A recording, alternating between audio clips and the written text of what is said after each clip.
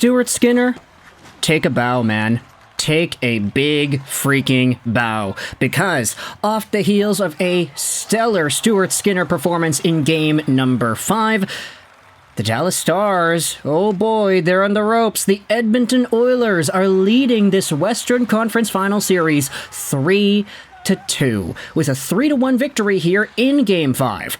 Now, we can talk about the goals, we can talk about the power play, we can talk about the points, we can talk about all these things. I just wanted to focus on the narrative of everything combined, as well as talk a little bit more about that Skinner angle, because while it is true I am the biggest Oilers hater out there because of my affinities to the Vancouver Canucks, and we did make a video going out there talking about the Oilers and their drama from earlier today because of Jason Gregor's tweet at Kevin Bieksa, there still is a lot of good going on here. I may be the biggest Oilers hater in the world, but I did predict them to beat the Stars in 7 in our pre-series review video. If you remember that, I did say, yeah, even though I could see this going either way, would probably see the Oilers winning it in 7, but now they have a chance with Game 6 at home in Edmonton to take this series at home in 6 games and advance to the Stanley Cup Finals for the first time in whoever knows how many years it's been. Okay, I kind of could Google that, but I'm lazy right now, so let's talk about this game here. 3-1 is the final score. The Dallas Stars, admittedly, they didn't really get much offense going throughout the first 40 minutes of the game. They had like 6 shots in the first 30 minutes or so of game time. They just really did not show up in this one, almost in a Vancouver Canucks kind of fashion, where in game 6 and 7 of the Vancouver-Edmonton series, the Canucks just did not play until the very end when the Oilers had the lead and they were just trying to hold on. The Dallas Stars scored a goal to bring it within 2, but that was it. That's all she wrote for Wyatt Johnston. Very nice redirect tip-in goal in front, so not really something that I think Skinner could say that he should have had.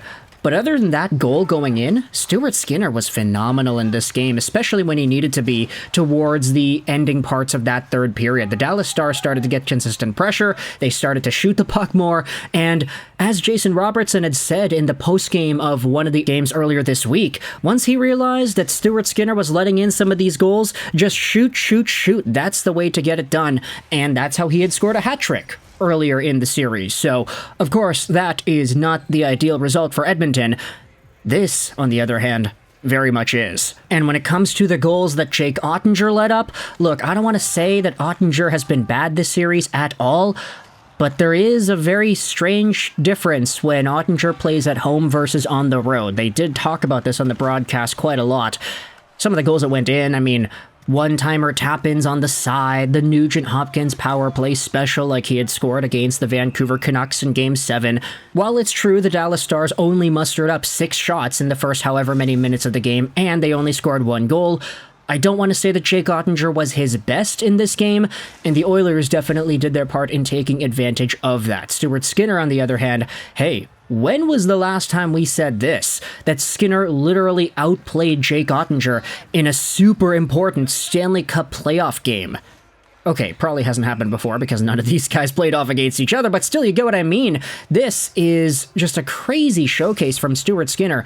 Even the goals that didn't go in, the tips out in front, the one-timers in the slot, the backdoor cross creases, Skinner coming out with the pads to get them away. This dude was on fire in a way that we just did not know was really possible.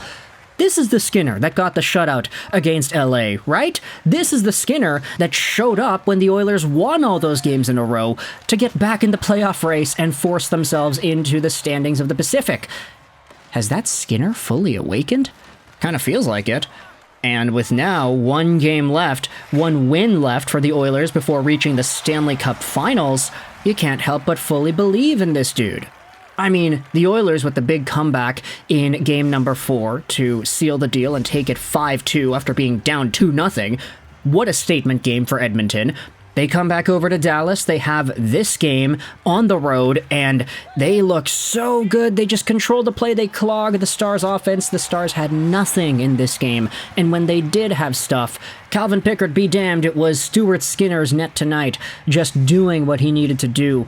And at this point, when you think about the implications of how everything goes, the Oilers are one win away from making the Stanley Cup final.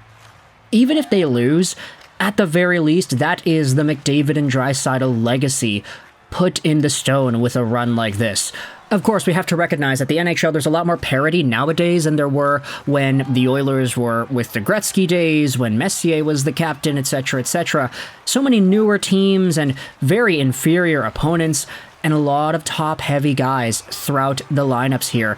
The Oilers are following a similar mold, I'd say, with this year's team. Of course, you have McDavid, Draisaitl, Hyman, Nuge, all guys that are capable of getting either 50 goals or 100 points, or in some cases, both. Evan Bouchard is still going out there and doing his thing. 2 assists on the night, too, with Nuge giving his special 2-goal performance. I mean, this certainly is a team that if you want to talk about depth, that's like the only area of weakness. But at this point, the top guys are starting to perform like top guys. Our goaltender is performing like a star-caliber goalie, and that's all you need to go on a run, right? You have a few hiccups in the road, but guess what? Against Vancouver, down 3-2, you come back, you control the play, you adjust, you change your defensive strategy, you break up Nurse and Ceci, and things look great. You shut them down for Game 6, and you destroy them in Game 7. Now you're in the third round, and you have a 3-2 lead against a Dallas Stars team that a lot of people said were Stanley Cup favorites. Now, sure, the Oilers were considered favorites by many as well, but still, with the turmoil that this Oilers team has gone through, it's kind of difficult to not look at this story and not acknowledge just how good it really is. As for the Dallas Stars, I've seen a lot of fans saying, hey, the Stars are always finding themselves down in big game moments. They always lose game 1. They always find ways to string together multiple wins, and that's what they need here if they want to come back. We know it's not impossible. Literally, the Edmonton Oilers just did that against the Vancouver Canucks last round. So if the Oilers want to get a taste of their own medicine, then hey, maybe they choke the next 2 games and end up getting themselves the big bad L. But of course, that's only a Stars fan's dream at this point. Maybe other fans of the league too, if you don't like the Oilers. But either way, if you're a fan of Edmonton or Dallas, let me know your thoughts in the comments section below about this game. We didn't even go over the crazy stats. We didn't go over Evan Bouchard and how his assists have been record-setting, really, for how fast he's able to go out there and get playoff points and assists. We didn't even talk about Philip Broberg. He went into the lineup and he scored a goal. Chris Knobloch with an absolute ballsy decision to make the biggest lineup change on the eve of Game 5. It pays off. Broberg is back in the spotlight, baby. But, you know, that's not the biggest story I thought we could talk about.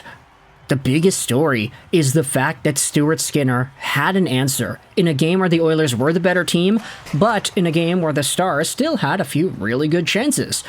Skinner was great, and I do not think I would have been able to say that a year ago, for example, or even like 2 weeks ago when the Canucks were still playing and Skinner was pulled and Pickard was in and Pickard was getting starts.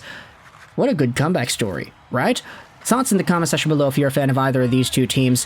What are your thoughts on how things are going to go in Game 6 and potentially Game 7? Do the Stars pull off their comeback magic and get this back over to Dallas, or does Edmonton cement their spot in the Stanley Cup final, and we have ourselves a Florida-Edmonton battle, or a New York-Edmonton battle? Lots of good narratives to come out of those 2 matchups, but for now, let me know your thoughts in the comment section below. I hope you enjoyed this video.